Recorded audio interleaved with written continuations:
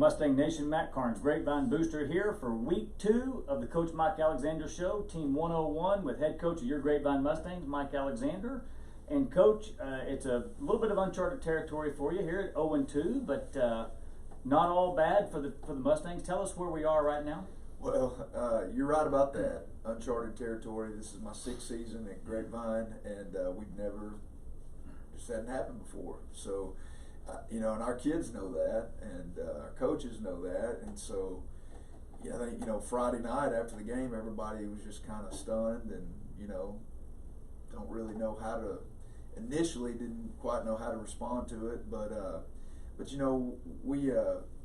things get hard, you have to fall back to your, what's your foundation, and so we talked a lot about our foundation. Our foundation's our Mustang DNA, and so probably more than ever, we've been making attempts to highlight our Mustang DNA players from last week, and just talk to our kids about what fight looks like. Sometimes life's gonna knock you down, and you're not the only ones that are 0-2. I mean, Oklahoma Sooners are 0-2 right now. It's uncharted territory for them as well. So sometimes you don't see stuff coming in life, and you got to fight on, and that's kind of where we are right now. Well, being 0-2, as difficult as that is, at least we're playing football. Absolutely. That's the one thing that I just continue every morning, my quiet time, to just thank God for my blessings, and one huge blessing in my life right now is that I keep getting to go to work and practice football every day, and we have a game this Friday, and Lord willing, we'll get there and play it, and be 1-0 this week. That's the goal, and so we can't control a lot of stuff right now. Can't control what Tarrant County Health says about if you're a contact or not a contact and all that stuff. Can't control if a kid's, dad comes home from work and his coworker tested positive. Now he's got to go test, and all that stuff just kind of, from a head coaching perspective, it's been tough, because as a head coach, you want to control everything. You want to. That's your job. Right, and so it's been really hard, and it's been a gradual process, I think, of learning to just kind of let go. And I don't know that I'm completely there yet, but man, God's chipping away at me, and I'm getting there. I want you to know that. Well, one thing, we hear these phrases all the time. When the going gets tough, the tough get going. Right. The young kids have heard it. They may have seen it a little bit, but here's a good chance for them to demonstrate. And there's added I guess adversity in our locker room right now. In the midst of all this, we've been hit by the injury bug. We got we had a bunch of kids that became academically ineligible, didn't handle the remote learning very well. So between a few COVID contacts, between a few academic casualties and injury, we're going into this game Friday night down 15 varsity players, from where we started before at the Boswell scrimmage. So which is a big number for a varsity football team. It's a big number for a 5A football team, for sure. when you're playing at the 6A level, and you have 3,500 students in your school, your depth is your strength. 5A football, depth's usually not your strength. Right.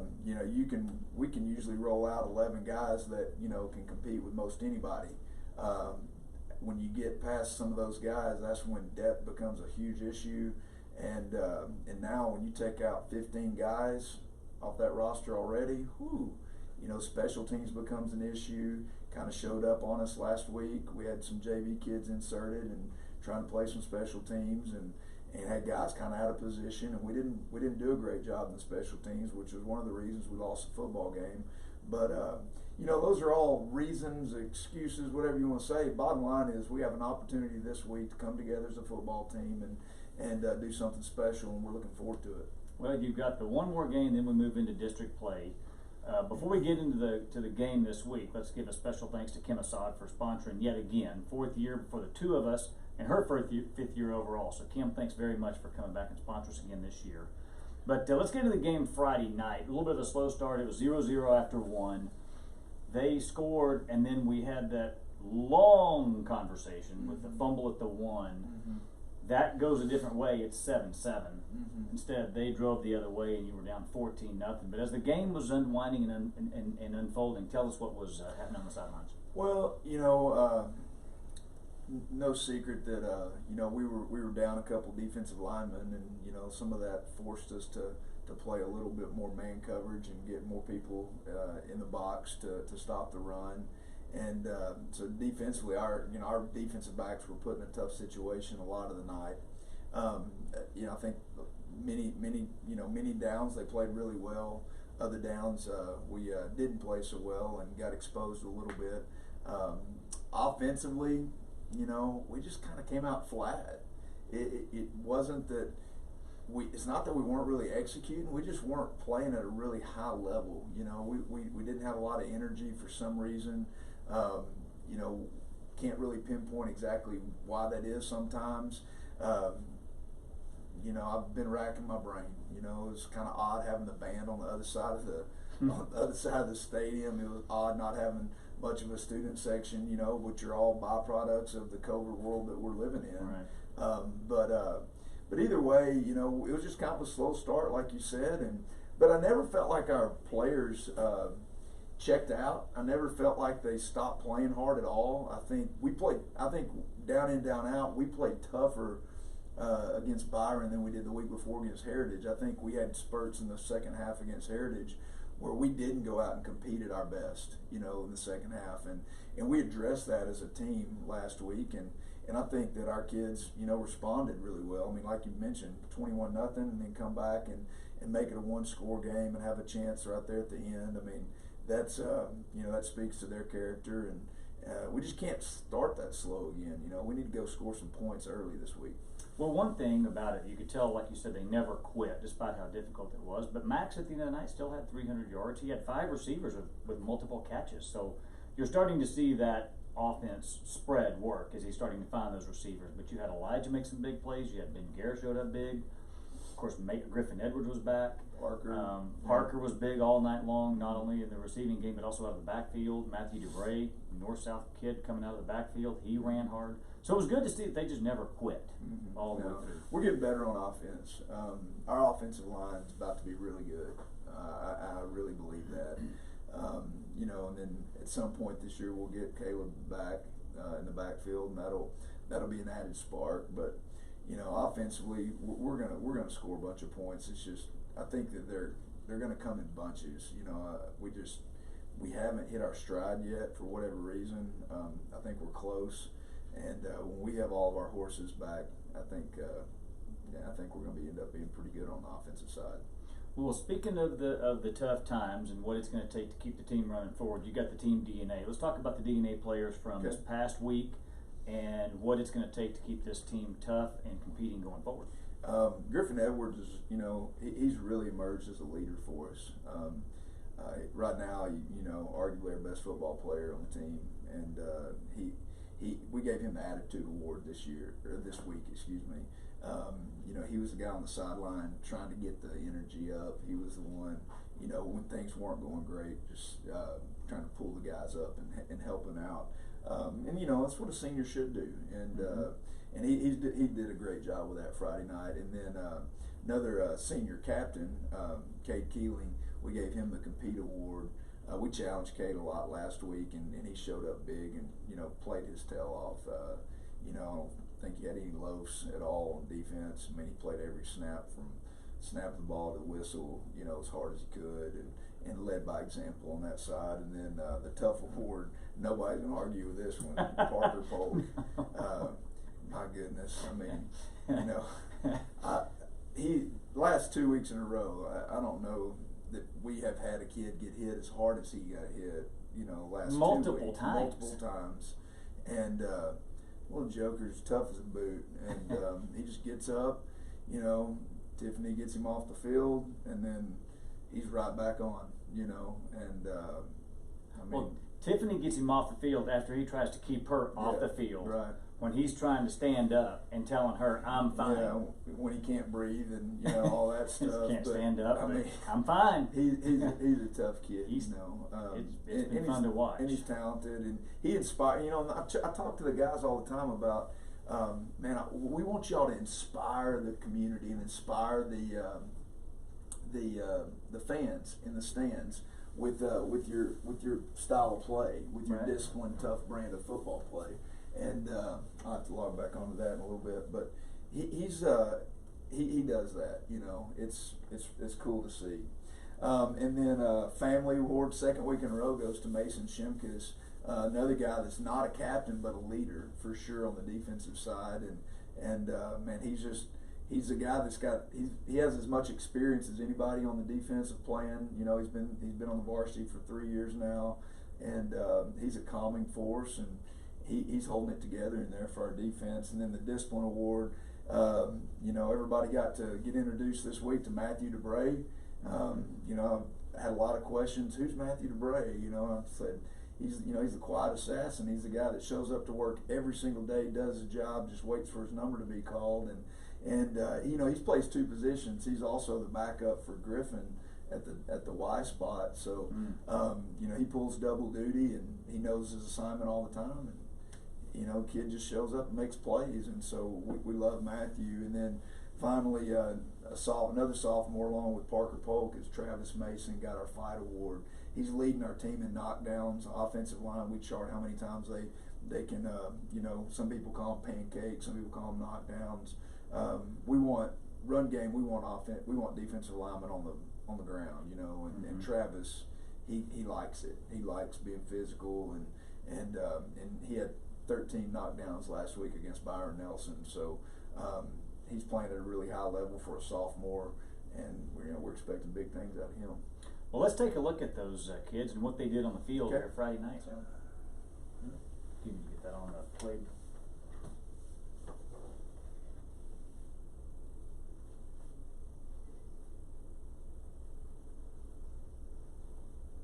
Gotta love the technology.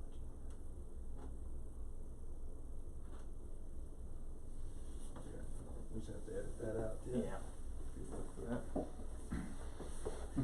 Cutting room floor. Okay, so Matt, I have about 15 clips. Some are going to be defense, some are going to be offense pulled. This is the first drive of the game. They should be in sequential order of kind of how the game flowed. First series of the game, we were about to get off the field on an interception, and we lined up off sides. That's just an unforced error on our part that kind of hurt us. But you can see us in the stack box there. I mean, we got we have six guys committed to the run, which leaves 5 for the eligible receivers, which puts us in a lot of man coverage and reversions of man. But that's where we live most of the night. And then to get off the field here, they come out in the empty, and we kind of made a decision to not sit back and play soft, but to go hit the quarterback early and make him make a play. We're able to get off the field there, and then get the ball in offense. Positive yards on first down. We get Parker Polk loose, and everybody does their job. We came out executing. It was kind of an interesting night, and it wasn't just one thing that we didn't do well on offense. That would stall a drive. It was just something kind of different every series, but anyway, Max gets going here. They give us off coverage. Ben was able to get to make a lot of catches, and we're able to showcase him a little bit just because of the off coverage. And then this is after the interception Max threw, and they got the ball in the 1. Defense does a good job right here of keeping them down there and keeping them pinned, and then we get the ball back. After third down. This is the 3rd and 11.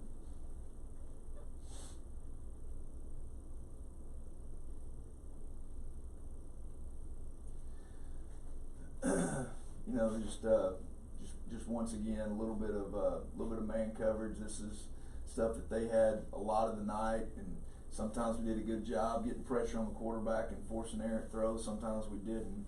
we got to keep doing that, more if we're gonna, be playing without our first three defensive linemen, for very much longer. But just we played good run defense for the most part. I mean, it was penalties and a couple big plays that kind of got our defense in a bind. And then offensively, like you mentioned earlier, Max threw for 300 yards, and more impressive than the numbers, Matt, were the 70% completion rate. He had a real high completion rate, and he was very comfortable in the pocket. Yeah, Max looked very comfortable. When things break down, he stays calm. Oh, what a play by Elijah! Not the might want to have this one back sometimes when you throw a screen. They got 4 guys over 3. You don't have great numbers, but boy, Elijah makes 2 miss at the point of attack and ends up getting a big play out of the deal. It's good to have good players. Later in the game, defense. We were able to play some. This is some new coverage stuff that we've been working on, and it was, non-district's fun because you get to work on stuff that you've been, you install during practice, and some things you want to do, and you don't necessarily get to look at it full speed in practice. But here you go, get opportunities to play some goal line coverage down there, and that was Mason Shimkus making a big play, and then offense getting the ball down here in the red zone. Well, we've seen that 2 weeks in a row from Griff. Absolutely. Griff's turned into the guy we knew he was good. We knew he could be. Thought he'd be last year. He's just really, really playing at a high level right now. I'll let you look at it through the end zone shot right here. Such a big body, good route runner, soft hands. Griff's gonna have a big year for us. Well, you mentioned last night during the Booster Club meeting about the guy on the horn. It's a good thing he caught that, because the minute that ball hit his hands, the horn was going off. So Griffin, thanks, and thanks for hanging on to that and bailing out the horn guy. That's no doubt, no doubt. Once again, Big Gare's a handful. He's a really good route runner. Speed's deceptive. So he's we see him every day in practice, so we know how good he is. And then Parker Polk here finishing off the drive, running straight ahead off the fly sweep action. My wife doesn't understand why we ever run it up the middle. She always says, that doesn't work. Why do you keep running up the middle? It's where all the people are, Coach. So just let everybody see this is what happens when everybody does their job, and you get it blocked right. Boom, right there. Parker makes 1 miss, and here we go. Last touchdown run right here for Matthew, getting downhill once again. Why do you run up the middle, Coach? Why not toss sweep or run it off tackle? Because our O-line's getting better, and they're starting to move people. So, once again, there were some good things. Game didn't go like we wanted to on the app for the scoreboard, but you know what? I'm proud of our guys. I love our guys. Think we're gonna have a great football team. And I'm excited to get back on the field this Friday. Well, Friday night, 7 o'clock, Mustang Panther Stadium. Make sure you're there. Make sure you log on soon to get your tickets. Tell us what we're looking for with Justin Northwest. Oh, man, they have a phenomenal little quarterback, sophomore. He's very, very skilled, throws it well, can run it. Their skill kids are good. Their offensive line's, above average. Lot like, I would say they're very similar to Byron Nelson, honestly, with probably a little better quarterback play. And so we got our work cut out for us defensively. On the other side of the ball, what our offense will be looking at is, a defense that, they're still trying to find their identity, I think, a little bit. They gave up a lot of points last week to McKinney North. Had a good showing the week before, so I think they're playing some younger kids, a lot of kids that are brand new to the varsity on defense, and they're just trying to sort it out. But they're a good football team. It's going to be interesting. It's hard to tell sometimes on video. I would say they're similar to Byron Nelson. So we got a tall task, but I'm excited and getting ready to get out there. Well, we're looking forward to it. Of course, we all miss Breakfast Champions, and hopefully we'll have that back in our lives at some point in time. But want to say thanks to everybody who's been a part of this one. Thanks to our new producer, Coach Hoffman. Thanks for coming out and helping us. Thanks to Kim Assad for sponsoring again. Thanks for joining in. We will see you next week.